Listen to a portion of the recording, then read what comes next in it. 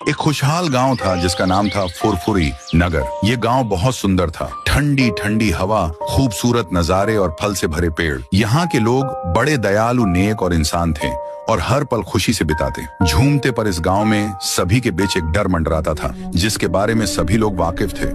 जैसे ही गांव में रात हो जाती, इसी रात में ऐसा क्या होता था कि अगले सुबह एक इंसान की मौत हो जाया करती। जिसकी भी मौत होती थी उसके ही घर के बाहर उसकी कंकाल पड़ी मिलती थी। ऊपर की मांस नहीं मिलती, बस एक कंकाल। इसी के वजह से गांव के लोग डरते डरते जीते थे। लोगों ने कई बार मंत्री या मुखिया जी से इसकी शिकायत रो रो कर करते, पर मंत्री भी कुछ ना कुछ करेंगे बोलकर अपने कार में बैठकर वहां से चले जाते। लोगों के बीच मायूसी सी छा जाती थी।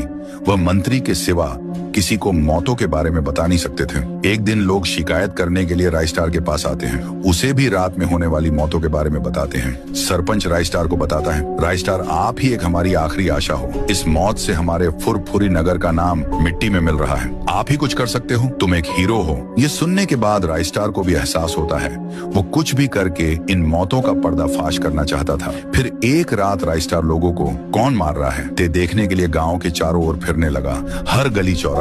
उसी समय अचानक एक घर के सामने धुआं धुआं हो गया। वो धुआं घर को चारों ओर घेरने लगा। उसी धुएं में से बाहर निकली एक डॉल और वो अचानक से एक गाना गाने लगी। कौन खेलेगा, कौन जीतेगा। उस गाने के वजह से घर से एक गांव का आदमी बाहर आके रुक गया। उसने जब डॉल का गाना सुना तो उसके आंख काले हो गए, कान में से खून। फिर वो वहीं पर हंसते हुए मर गया।